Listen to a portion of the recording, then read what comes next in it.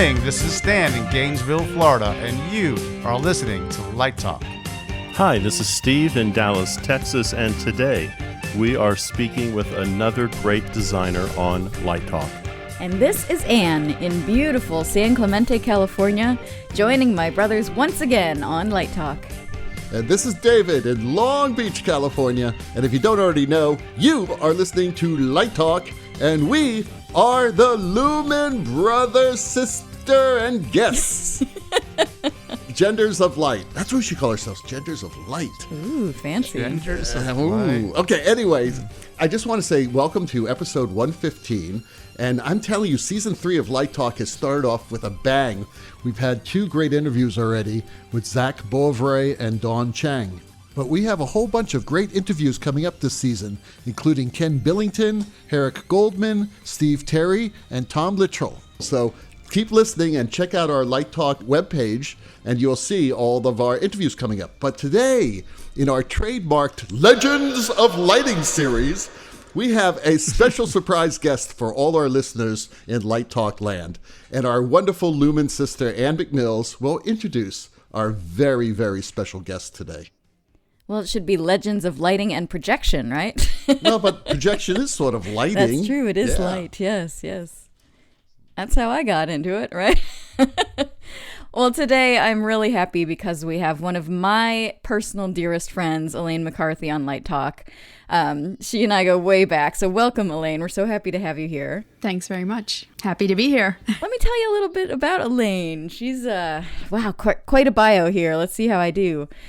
So Elaine J. McCarthy's background in photography, film, and architecture has led to a global career as an award-winning projection designer for live performance, including theater, dance, concerts, and opera. Her work has graced the stages of the Metropolitan, the Kirov, New York City, and Dallas opera companies, among many others. Over the past 2 decades, she has collaborated on 7 world premiere operas by renowned composers Ton Dunn, Jake Heggie, Jennifer Higdon, and Joby Talbot. Elaine's Broadway credits include a little show called Wicked, you might have heard of, Man of La Mancha, Thurgood, the Tony Award-winning productions of Into the Woods, Monty Python's Spamalot, and Assassins, as well as many other hit shows. Her recent work on Anna Devere Smith's Notes from the Field, an exploration of this country's school-to-prison pipeline plaguing minority communities, was nominated for the Lucille Lortel, Drama Desk, Ernie, and Henry Hughes Design Awards. The 2018-19 theater season saw her working on 3 new off-Broadway collaborations, all focusing on the lives of women: Gloria A Life, About Alice, and Accidentally Brave. So, Elaine, thank you so much for being here. Yay! Hi, Elaine. My pleasure. Hi. Hey, Elaine, welcome. Thanks. Yeah, Elaine and I have gone, I think I worked for you straight for like 2.5 years or something of my career. Yep. We traveled the world together. I We know. did mostly Wicked and Spamalot were the 2 that I was on with you, but it was an incredible journey. You know, you took this little tiny lighting designer and turned her into knowing something about projections design, and that was quite a thing for me, and really exciting with all the work that we got to do. Well, I was thinking about that just in kind of pondering and pontificating lately, just realizing that you came into my life at a pivotal time professionally because of 2 reasons. Is one, you were the first lighting design associate that I hired, and that was a seismic shift for me professionally. And as you said, I had just become a mom, and so those 2 major changes were wonderful, positive changes in my life. But you were the first person I remember working with Photoshop artists and animators. They're not very good at paperwork, you know.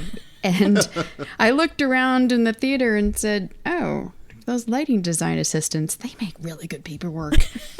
And, you know, and also the best training for lighting design assistants seems to be also how to replicate someone else's concept perfectly. Like, that is the lifeblood, and the paperwork is enjoyable, which is just amazing to me. And and that was exactly what I needed. I realized that was the person at my table missing, was the person who could organize it all. Because projections is, if not knowing what file version we're dealing with and where something is. And so you were, fortunately it was you, because you literally wrote the book on it. So there you go. Yeah, it was really cool because Elaine and I met on my first off-Broadway show. I was assisting Ken Billington on a show called The Thing About Men, and Elaine and I met very briefly in the lobby. I don't even know if you remember that, Elaine.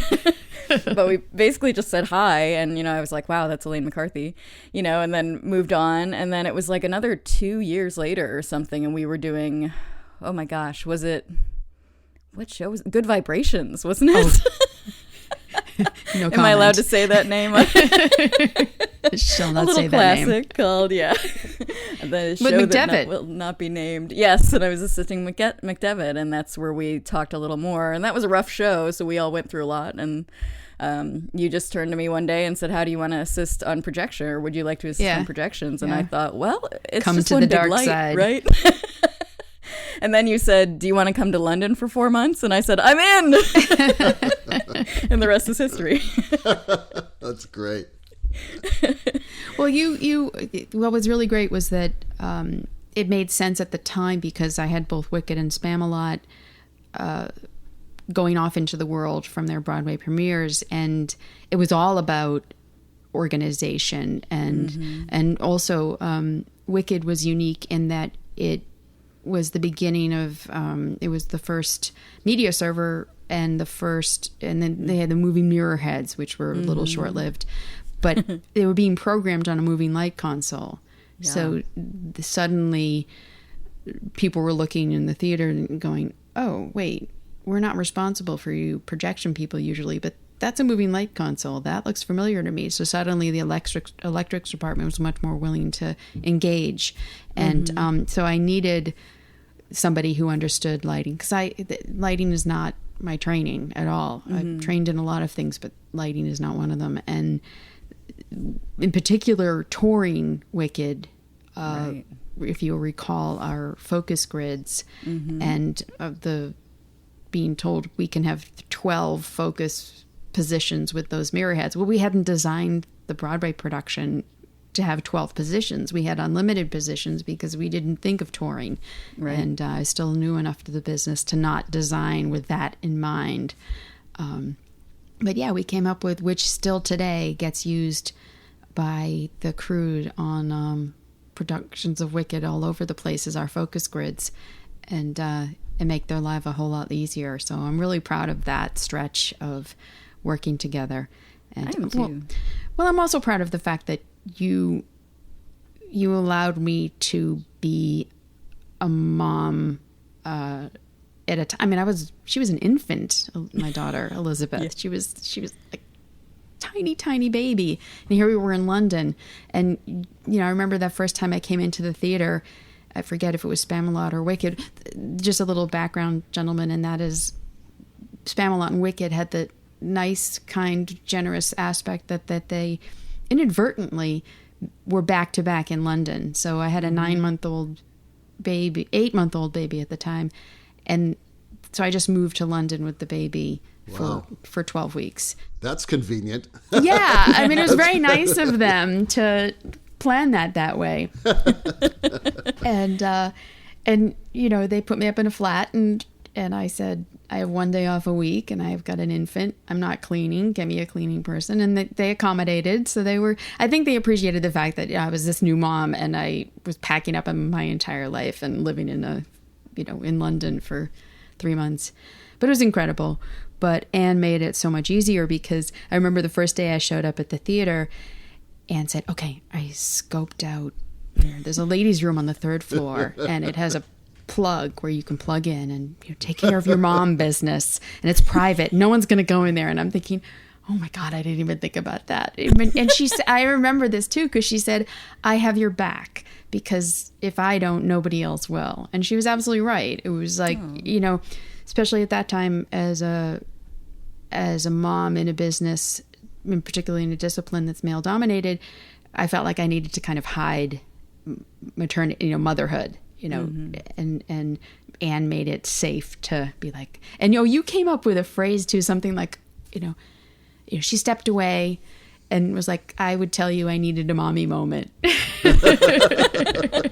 And you knew exactly what I was saying, and you were kind of like, I got this. Yeah, we had like a thing you'd do with your hands, and I'd be like, all right, and you'd walk away, and I would, if somebody came over, I'd just handle the show.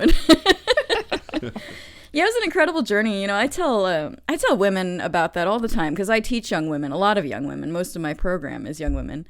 And, so many women I teach in lighting, but in projections too, like are afraid of the world of like the professional world of theater because they want to have children and they feel that they have been told that they can't do both. And I always say to them, the story of Elaine McCarthy and how you and I sort of raised your child the first couple of years. Sure. I said, you just need a good assistant. You need a nanny. There's a lot of things you need, but it can be done.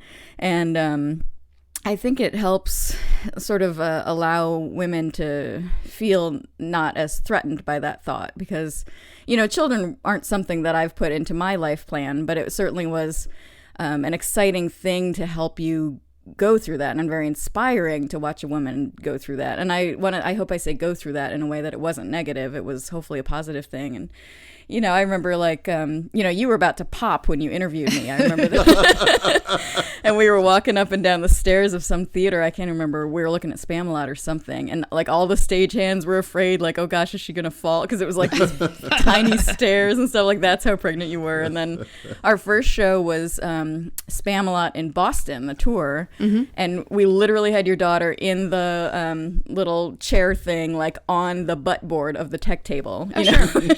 Yeah. No, she was in the theater right away. Yeah. And it's interesting because in my tenure, the women I've spoken to, a generation ahead of me, they actually would never even think to bring their child into a theater. And, it's hypocritical because the men, maybe it's not hypocritical, but it's interesting to note that their husbands who were in the business would bring the children in. That I remember them telling me that they specifically felt it kind of showed a weakness in them that they would bring their children into the theater. And I was more thinking about my daughter as if I'm going to be away from her all these hours. I want her to know who the enemy is. I want her to know, where is mommy all these hours? And I want her to be able to visualize, oh, mommy's at that tech table and she's got these people with her and people are in, so she was, she thought monkeys flew because basically she grew up with monkeys flying over her head. So. Yeah, and I remember even like wearing her in the Baby Bjorn, while I was assisting. Like it takes a village. No, and to this day, I mean, she's 13. She's not in the Bjorn anymore. But I've come to realize a couple things, and that is one, I treat childcare at this, and in hindsight, I treat childcare as I treat freelancers, meaning it makes the most sense when I bring someone on for a gig. I've got a Rolodex of childcare people as well as the Rolodex of Photoshop artists and animators and so forth. And it makes sense that way because then when you're not in the theater, you can kind of prioritize the parenting thing and you're not paying through the nose for childcare 24/7, 365. And also, people who work with me, I kind of recognize, for better or worse, people who work with me are family to me. They're like my kid brothers, my kid sisters. I feel like if you're going to spend that kind of time together, it should be that kind of relationship, which is not the most professional relationship, but it works for me. And so in which case I feel very comfortable sharing what's going on with my child, with my colleagues, and they know Lizzie and, like, oh, Lizzie's coming by, great. And I feel very fortunate that a generation later than my predecessors, I'm able to bring her in and, make it safe. And it was interesting, there was a New York Times article, I think last fall, where was a Broadway show that had all women. The entire creative team was women, and they were talking about the there were women of infants too. And it was, I thought of you, Anne, because I was thinking, been there, done that, But I was the only woman. Yeah, we did. It was so inspiring, and I will never forget. I tell this story about you all the time. There was one day you were very late. And it was fine. Like, I was handling whatever we needed to handle, but I was like, I wonder where Elaine is, and you came in at some point, and I said, everything okay? And you said, yeah, I just couldn't leave Lizzie. Like, it was just a hard day to leave her, that kind of thing. And you said to me, and you said you'd been on the phone with another show at the same time, so it was kind of a hard morning, and they were asking you to do another show. And you said to me, you know what I want on my gravestone? I want it to say, Elaine was a good mother, not oh my God. Elaine took another show. Wow. Oh, geez. That's fantastic. Oh, geez. I think of that all the time, and I tell students that all the time. And I use it in terms of not just another show, but just like work-life balance, like how profound that sentence was. That's the thing. We're talking about women here, but I mean, one of the things you get when you leave the hospital in the little go bag, aside from your child, is, you get a bottle of formula, you get Parenting Magazine. And Parenting Magazine, I don't know if anybody's noticed, is subtitled A Magazine for Women, or for Moms. And my husband, and you know Randy very well, he immediately was so put off. He's like, wait a minute, what am I, chopped liver? And he was so offended that Parenting, a magazine for moms. I was very fortunate, and continue to be fortunate, that my husband is into the whole parenting thing, and he's an equal parent. And if it weren't for him and his ability to, host play dates and God, even multi-girl sleepovers in my absence, I would never have been able to do all the traveling I've done or the work I've done. And I worked with Gloria Steinem last fall on the show Gloria Life, and I will love many of things she says, but one thing in particular, she made the point that until men are kind of freed from their sense of the patriarchy and their role as men, we're never going to have a level playing field. And a lot of my former assistants or associates or colleagues that are younger than me are now having children, and I see them prioritizing it. I see it being more along the lines of what Randy and I have followed, and that makes much more sense to me, so that it wouldn't be a big deal anymore. And yeah, I was a mom going into a room, but there was plenty of men in the room who were parents too, and they were also making sacrifices, and I'm sure they wanted on their gravestone that they were a good dad. But until both genders are able to find an equal playing field, then it's not easy for them either. I have a quick question just to follow up. You were talking about, this is all priorities. What is your priority? And I find that working in Europe, that the Europeans are much more family oriented. They seem to have a much higher priority for family. Therefore, they have longer vacations, that sort of thing. Did you find that also, Elaine? Oh, yeah. I mean, they're civilized and we're barbarians. They've matured. But we're a young country. And make excuses for our... No, seriously. No, they're totally civilized and we're not. Absolutely. And I think that we're workaholics, and I think that's really unfortunate. I think that we prioritize our self-worth as having to do with how many hours we're working, and it makes no sense when you think about your trajectory of life. And I'm over 50 now, and I spent a good part of the last decade or so with my parents in their final years, and life is short. And the fact that we prioritize, logging hours and working long days and sacrificing, making choices based on long hours and endurance, you get one shot at this, and that just doesn't seem like that's what life is about. I mean, it's part of life, but it's part of life. It's not the be all and the end all.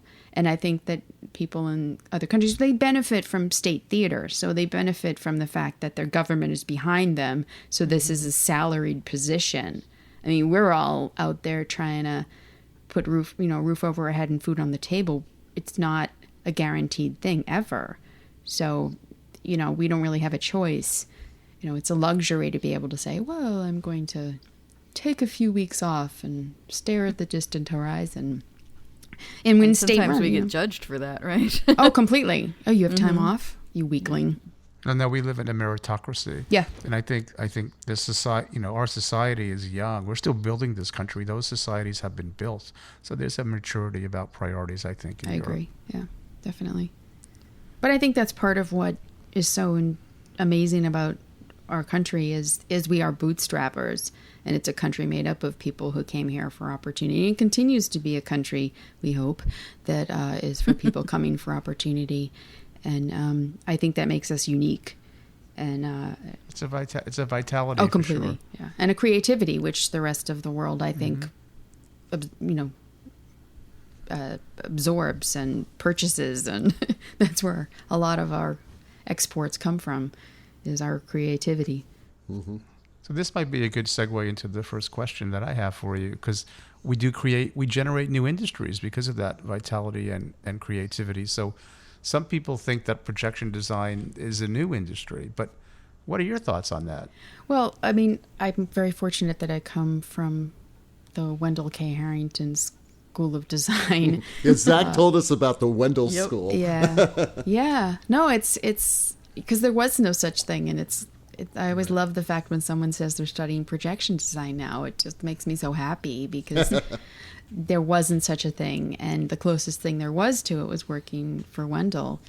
It's very funny to me. I remember being at a workshop through LDI, and I just was a fly on the wall. I was in the back of the room, and two young men were sitting next to me, and the people on stage were talking about projection design, and when it started 6 years ago, and I was sitting there biting my tongue, and then until that's a right, exactly, and then we went on a break, and these two young men turned and said, "What do you do?" And I said, "I'm a projection designer." "Oh, really? How long you've been doing it?" And at that point, I was like, 15 years, and this was half my career ago, and they were like, "What? It's only 6 years old." Oh gosh. Yeah, I mean, I think I think it's definitely kind of in its adolescence now. I think it had a very long infancy and early childhood, and now it's reached its adolescence. But I think that had to do with the equipment. I mean, it had a lot to do with the equipment. I mean, Right. projections struggles with the trickle down of technology.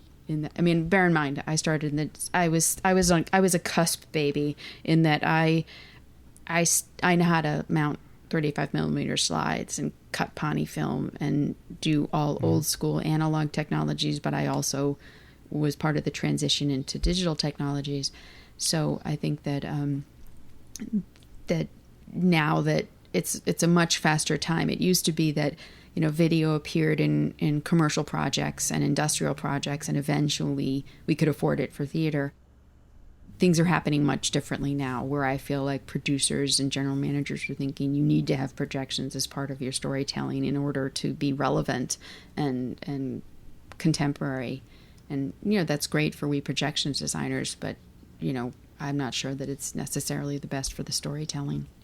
Definitely. I did my graduate work in Hawaii, and we studied a lot of Southeast Asian stuff. And I remember being introduced to Wayang Kulit, which I'm sure you remember in shadow puppetry. And it's so evocative, and the puppets and the translucency, and we watched these 16 millimeter films of it. And I said to one of my professors, "You know what? We should tell them about color." And there were these things called gels, and he said, "No, don't tell them about gels."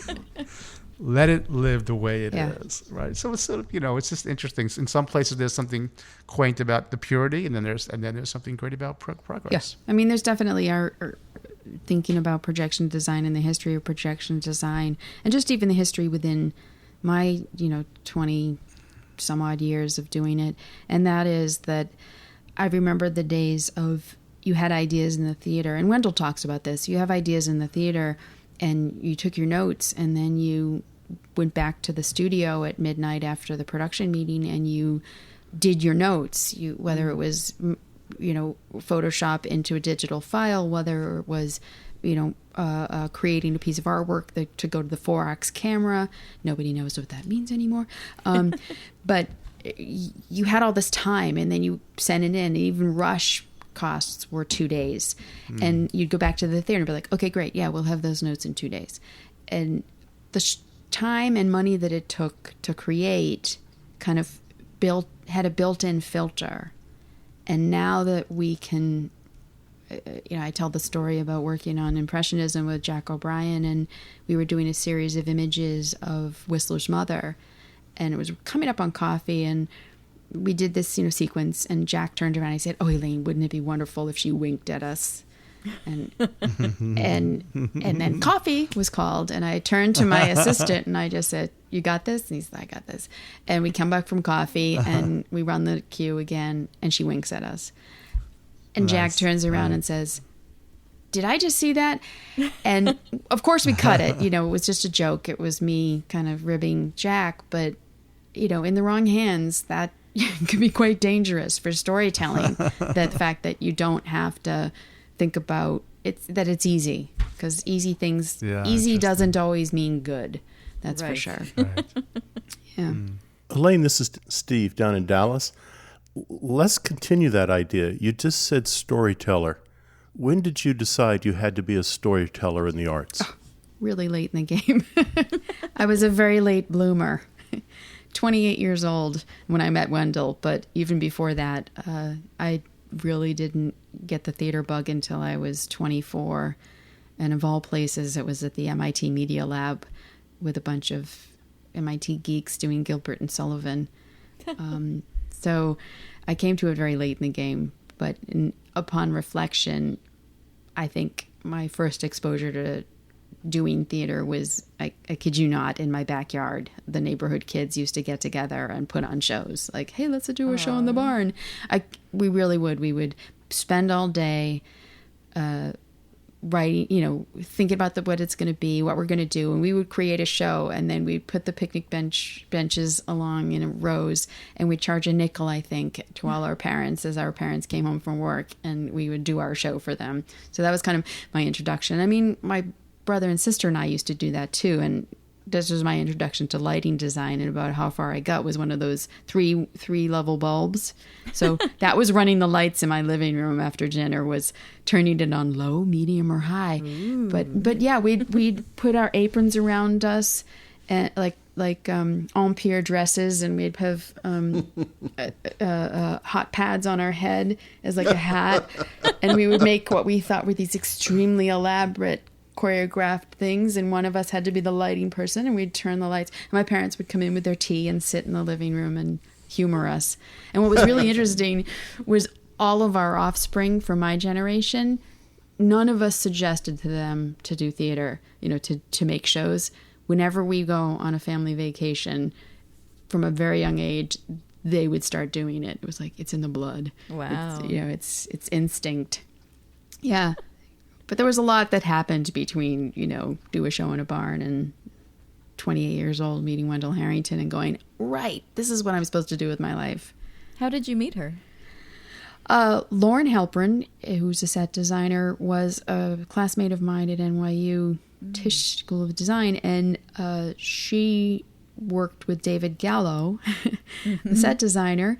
And when I was kind of lost after finishing school, and I said, what am I going to do? How do I combine my interest in theater and computers and architecture and photography?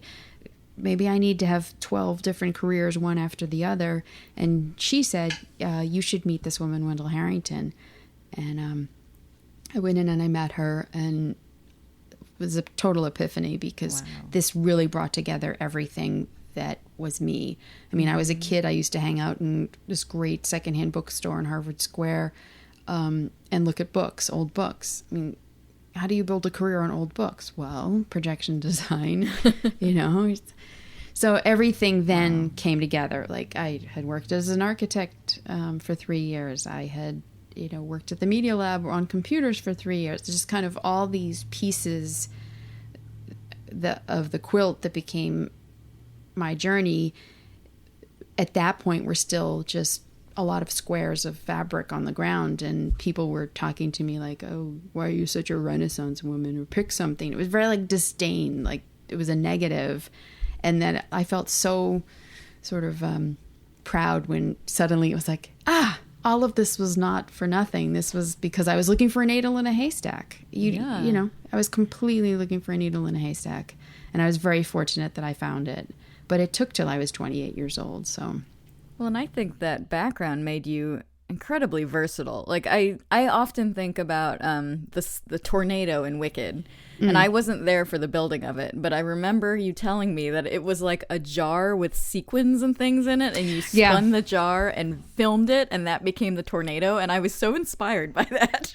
How creative is that, right? But that's the thing, is that it's like Foley. Completely. What I love about design, what I love about what we do for a living, is the fact that, you know, every design question is a new jigsaw puzzle to put together, or detective story to tell, where you have to go out in the world and hunt it down. And people say, where do you get your stuff? I'm like, where don't I get it? I mean, I shoot it, I generate it, I find old books, I seek out old museums with collections, you know, some small town in Nebraska that has this great collection of photos. It's like, that's the best part. And with Wicked, we were really struggling, because Eugene Lee's set is so tactile and three-dimensional and collage-like, and Susan Hilferty's costumes are the same. It's all about tactile, and if you're building everything out of ones and zeros digitally, you don't have that tactile quality. And we kept beating our head against it, and feeling like coming up short. And then the great team I was working with, we finally said, all right, we just got to get out of the studio. And our studio was like a hotel room across the street from the theater. And so we went to Home Depot and I think a Michael's Crafts, and just kind of grabbed stuff off the shelf and got like a big pile of wood chips and a garbage can and a beaker and glitter. And we essentially just played, and we cut a hole in the trash can and ran a vacuum in reverse, put the wood chips in, backed by a white sheet from one of our hotel room beds, and shot the wood chips being blown around by the vacuum cleaner. And that is a layer of the Gilligan Forest when the cyclone comes through. And the glitter in a beaker, I think we even used like vegetable oil or something, so it was a little more viscous, and that became a layer of the cyclone. So by stepping away from, in a time we certainly could build it digitally, we were saved by doing it the old school way. We've just videotaped real life things, and that seemed to provide that essence that sometimes a digital technology can lack.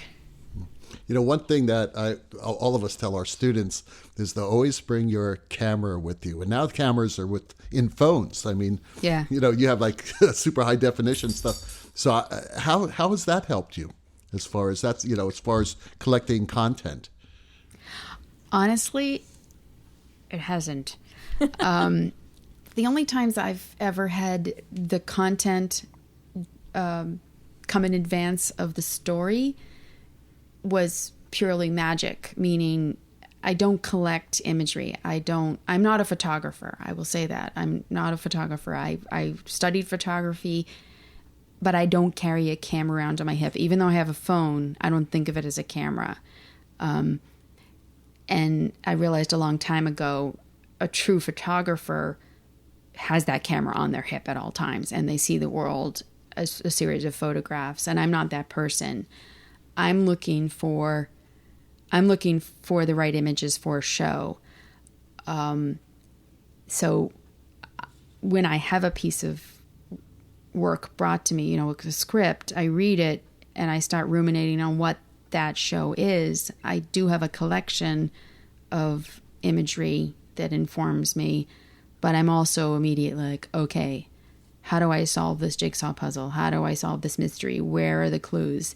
And everyone, at this point, I don't really go on a pile of research I have. Every project is a new opportunity to kind of look out there and say, where are my materials coming from, or where am I going to generate these materials?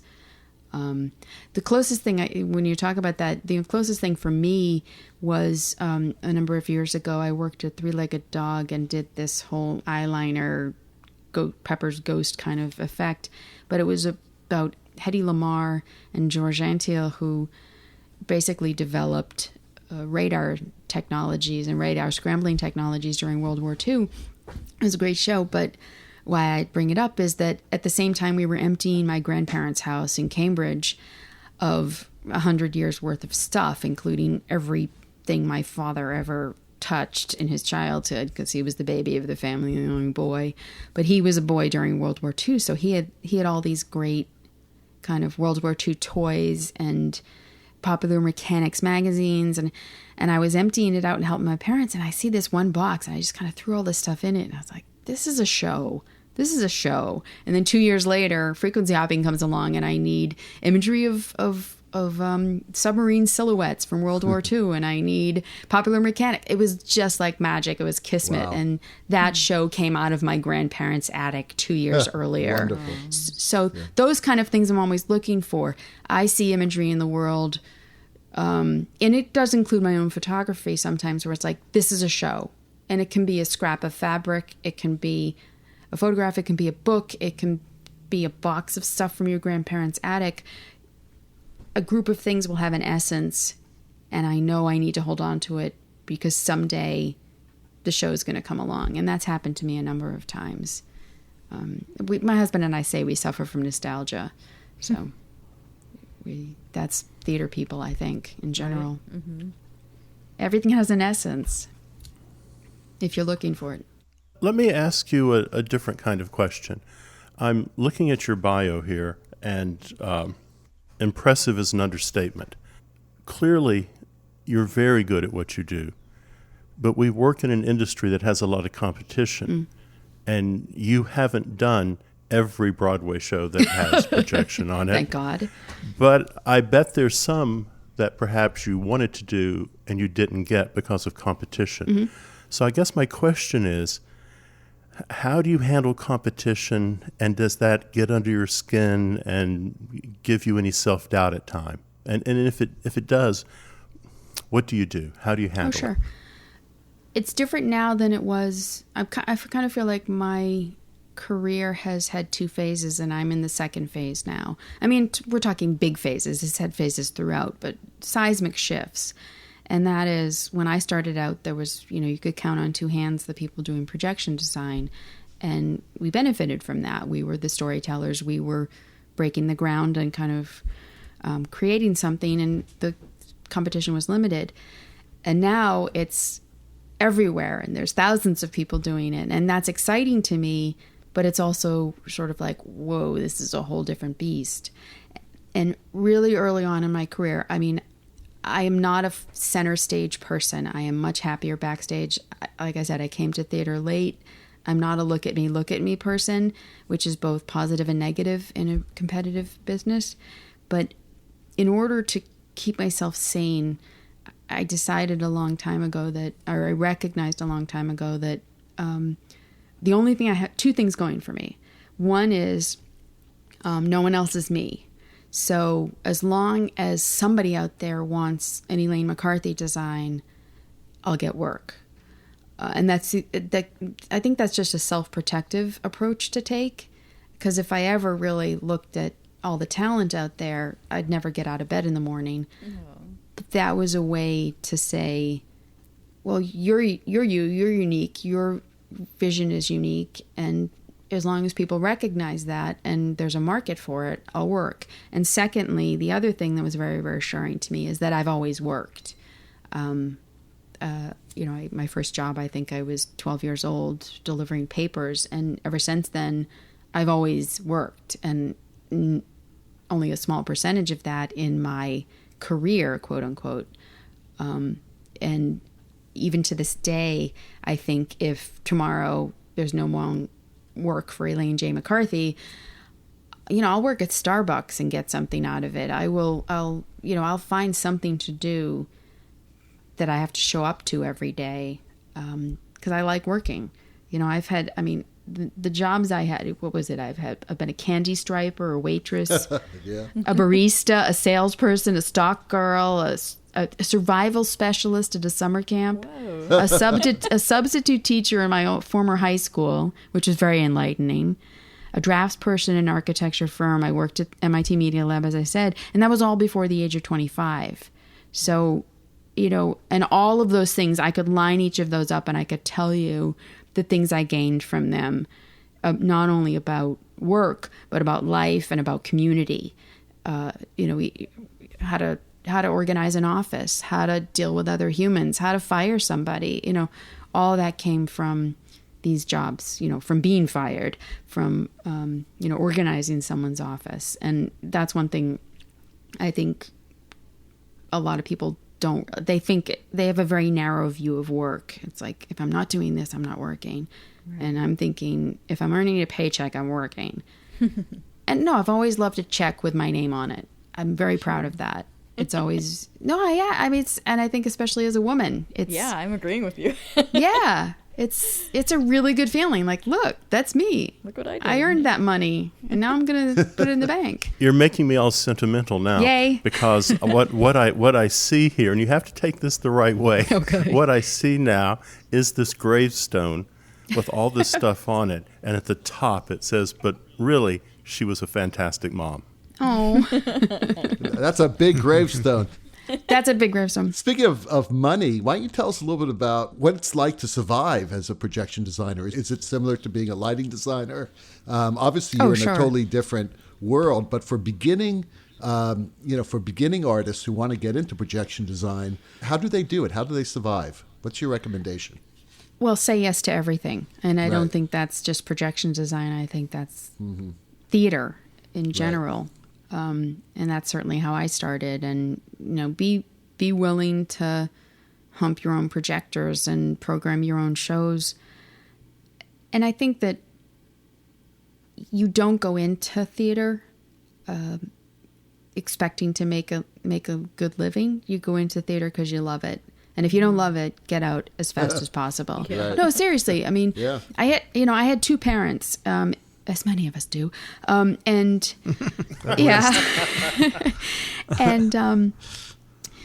my dad was, they were of a generation that, the husband was the breadwinner and the wife was the homemaker, and my mom worked, so she was ahead of her time. And, my dad did the job he had to do that wasn't necessarily his passion, because he had 4 kids and had to put them through college, and that was kind of what was expected of him. And my mom was an educator. She worked with preschool children who had deaf or Down syndrome, and it was about mainstreaming them into the classroom. And she loved her work. So she would come home with stories like, little Jeremy today, he spoke his first words, and we'd ask Dad, how was your day? And he'd say, fine. And it was always fine. And I remember just at a very young age kind of thinking, I want that. I want to be excited and not, and so I think that's why it took 28 years, was I was looking for something that would make me come home at night and be like, yeah, and then this, and then, but that same person, my mom, taught me that every career is, a lot of days is just a job, and there's nuggets of, and I always think of what I do as 90% the grunt work and 10% the really fun stuff. And, maybe that's really self-abusive of me. But I just feel like, it's a lot of paperwork. It's a lot of putting estimates together. It's a lot of finding content. It's a grunt work. But then you get to, after doing that 90%, you get to sit down and make stuff. And to me, that 10% makes the 90% worth it. But that was kind of came to me from my mom, was, it's not as if it's always sunshine and lollipops. But you're right. It's really for anyone who wants to be an artist. It's a very sort of general thing. You really have to love it. I always break it down to my students the very first day. I did a show in Europe, and I think I made a very large design fee. But when I broke it down by the hour, you never do that. You make more at In-N-Out, and you get health insurance at In-N-Out too. Right. So, but that's what we all go through, isn't it? I mean, if you wanted to just make cash, there's innumerable things we could do. But the bonus is that passion. I think that theater can give you that opportunity. So, Elaine, what type of education do you need to become a projection designer? I was fortunate in that I learned from Wendall Harrington. I had my and innumerable other people, because my life has been, if nothing else, my life has been a series of stepping stones, and those stepping stones were people who steered me in the right direction or gave me the tools. And now I'm kind of on the latter half of that, and I feel as though it's my place now to, ponder and pontificate, is to be that person who is the stepping stone for the young people now coming up. And I feel extremely excited about that and proud of it. And I feel like there's about a dozen people who've kind of come through the Elaine McCarthy School of Design, including Anne. And I feel extremely proud of them, and that they're out there working and doing the work. And I'm excited by the fact that for a very long time, I would hire people. I mean, to this day, originally I needed to hire people and teach them what to do, because they didn't come into it knowing how to do projection design. But I was always looking for smart, hardworking, creative, resourceful, respectful people who were pleasant to be in a room with, for 16 hours straight. And I think that continues to this day. And I think young people need to understand that within our business. And that is that you can learn all the tools, but being somebody who is able to be a team player at that tech table for the long hours goes a really long way. And I think that's important to say. Absolutely. I mean, you definitely changed my life, just learning about projections from ground up. And I do not call myself a projections designer at all, but I have, even if I've done 2 Broadway shows that people are always confused by. But, the amount I learned with you from that, helps me as an educator today, because we do teach projection design at my program. I'm not the professor of that, but I can at least, contribute in meaningful ways, because I was around you in those 2 shows for a couple of years, and it really helped shape who I was. So yeah, opening that to young people, I think, is really important. And I was one of those people that knew nothing at the beginning. I probably still knows nothing. Well, as far as education for projections, I think is a really unique challenge, because a long time ago, working on Wicked out of town in San Francisco, I had dinner with Susan Hilferty, who I have a great deal of respect for her work at NYU Tisch School of the Arts and the Graduate School of Design.